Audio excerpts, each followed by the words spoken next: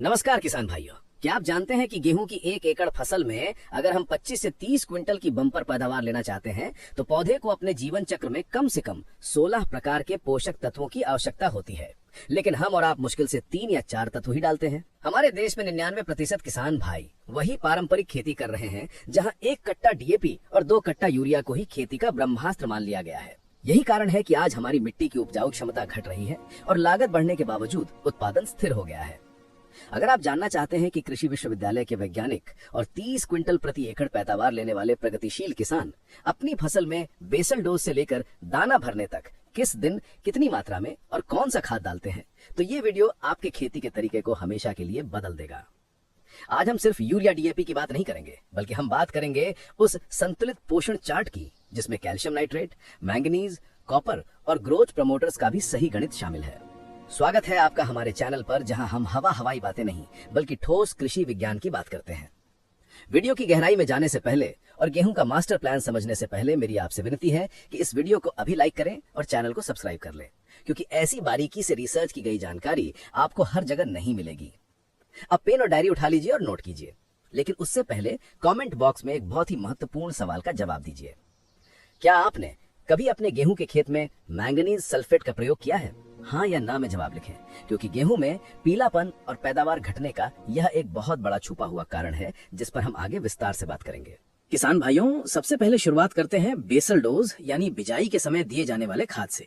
ये फसल की नींव है। यहाँ हमारे पास 3 विकल्प होते हैं और आपको अपनी मिट्टी और बजट के हिसाब से चुनना है। सबसे बेस्ट और वैज्ञानिक फॉर्मूला प्रति एकड़ जो है उसे नोट करें। अगर आप डीएपी का उपयोग कर रहे हैं तो आपको 1 एकड़ में 50 किलोग्राम डीएपी लेना है। लेकिन ध्यान रहे, डीएपी में केवल नाइट्रोजन और फास्फोरस है, पोटाश नहीं। गेहूं के तने की मजबूती और दाने की चमक के लिए पोटाश अनिवार्य है, इसलिए इसके साथ 30 से 35 किलोग्राम म्यूरेट ऑफ पोटाश जरूर मिलाएं। इसके साथ ही बहुत से किसान बुआई में यूरिया नहीं डालते, जो गलत है। डीएपी का नाइट्रोजन धीरे काम करता है, इसलिए पौधे को शुरुआती स्टार्ट देने के लिए 20 किलोग्राम यूरिया बिजाई के समय ही डालना चाहिए। तो फॉर्मूला नंबर 1 हुआ 50 kilo DAP plus 35 kilo potash plus 20 kilo urea. लेकिन अगर आप डीएपी की जगह एनपीके 12-32-16 का इस्तेमाल करते हैं तो आपको 75 किलोग्राम एनपीके लेना है। इसमें आपको अलग से यूरिया डालने की जरूरत नहीं है, लेकिन पोटाश की मात्रा थोड़ी कम होती है, इसलिए 15-20 किलो पोटाश अलग से मिला लें। बेसल डोज में एक और चीज है जो 90% किसान छोड़ देते हैं, और वो है माइकोराइजा। ये एक लाभकारी फफूंद है। अगर आप बिजाई के समय 4 से 5 किलो अच्छी क्वालिटी का माइकोराइजा खाद में मिलाकर डालते हैं तो ये जड़ों को इतना फैला देता है कि पौधा दूर दूर से पोषक तत्व खींच लेता है। तो अपनी बेसल डोज में डीएपी या एनपीके और पोटाश के साथ माइकोराइजा को भी शामिल करें। ये जमीन के नीचे का नेटवर्क तैयार करेगा। अब आते हैं सबसे महत्वपूर्ण पड़ाव पर, पहली सिंचाई, जिसे हम CRI स्टेज कहते हैं। यह बुआई के 21 से 25 दिन बाद आती है। यह वह समय है जब आपको पोषक तत्वों का कॉकटेल तैयार करना है। यहाँ पर आपको प्रति एकड़ 45 किलोग्राम यूरिया लेना है। यूरिया के साथ आपको मिलाना है जिंक। ध्यान रहे, यहाँ आपको जिंक सल्फेट 33% मोनोहाइड्रेट का इस्तेमाल करना है, जिसकी मात्रा 6 से 7 किलोग्राम प्रति एकड़ होनी चाहिए। 33% वाला जिंक इसलिए बेहतर है क्योंकि इसमें 15% सल्फर भी होता है। अगर आप 21% वाला जिंक डालते हैं तो आपको 10 किलो डालना पड़ेगा। इसके साथ आपको अलग से 3 से 4 किलोग्राम सल्फर, 90% WDG या बेंटोनाइट मिलाना अनिवार्य है। सल्फर यूरिया की कार्य क्षमता को बढ़ाता है और फंगस से बचाता है।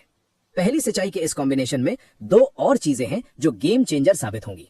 पहली है मैग्नीशियम सल्फेट। इसकी मात्रा आपको 10 किलोग्राम प्रति एकड़ रखनी है। मैग्नीशियम क्लोरोफिल बनाता है, जिससे पत्तियां गहरे हरे रंग की हो जाती हैं और भोजन बनाने की रफ्तार बढ़ जाती है। दूसरी चीज है ह्यूमिक एसिड। बाजार में 98% वाला ह्यूमिक एसिड फ्लेक्स या पाउडर मिलता है। इसकी 1 किलोग्राम मात्रा को यूरिया में कोटिंग करके डालें। ह्यूमिक एसिड मिट्टी को भुरभुरा बनाएगा और सफेद जड़ों, व्हाइट रूट्स का विकास करेगा। तो पहली सिंचाई का पूरा पैकेज हुआ 45 kilo urea plus 7 kilo zinc 33% plus 3 kilo sulphur plus 10 kilo magnesium sulphate plus 1 kilo humic acid. इसे मिलाकर छिड़कें और फिर सिंचाई करें। इससे जो कल्ले फूटेंगे वो देखकर पड़ोसी भी हैरान रह जाएंगे।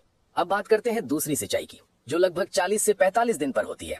इस समय तक पौधे का ढांचा बन चुका होता है और तने में मजबूती चाहिए होती है। यहाँ पर आपको बचे हुए यूरिया का प्रयोग करना है, यानी लगभग 40-45 किलोग्राम यूरिया। लेकिन यहाँ एक पेंच है। अगर आपकी फसल की ग्रोथ अच्छी है तो सिर्फ यूरिया काफी है, लेकिन अगर आप एक्स्ट्रा पैदावार चाहते हैं तो इस समय सागरिका, इफ्को का उत्पाद या बायोविटा जैसा कोई अच्छा सीवीड एक्सट्रैक्ट दानेदार फॉर्म में 8 से 10 किलोग्राम प्रति एकड़ यूरिया के साथ मिलाकर डालें।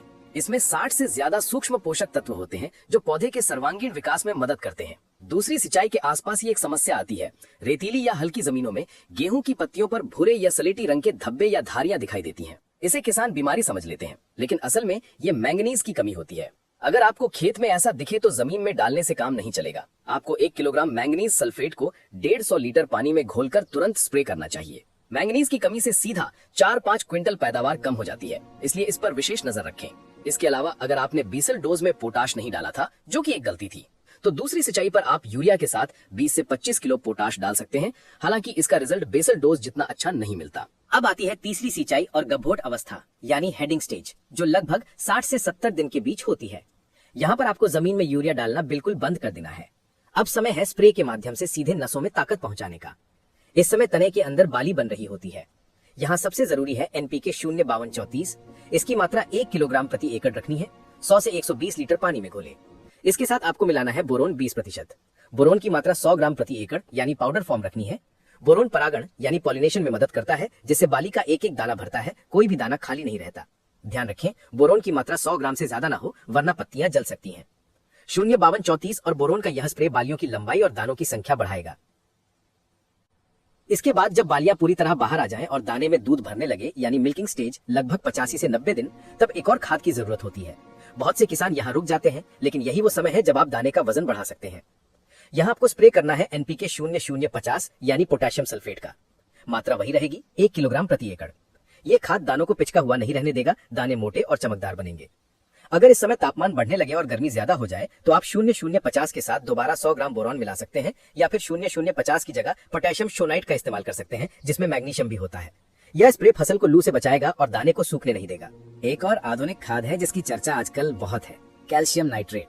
अगर आप देखते हैं कि आपका गेहूं का तना कमजोर है और फसल गिरने का डर है, तो आप दूसरी सिंचाई 45 से 50 दिन के समय कैल्शियम नाइट्रेट का प्रयोग कर सकते हैं। इसकी मात्रा 10 से 15 किलोग्राम प्रति एकड़ होती है। लेकिन एक बहुत बड़ी सावधानी, कैल्शियम नाइट्रेट को कभी भी किसी सल्फेट वाली खाद जैसे मैग्नीशियम सल्फेट, जिंक सल्फेट या अमोनियम सल्फेट के साथ मिलाकर नहीं डालना चाहिए। वे आपस में रिएक्शन कर जाते हैं। इसे बिल्कुल अकेला यूरिया के साथ या मिट्टी में मिलाकर छिड़कें। ये तने को पत्थर जैसा मजबूत कर देता है।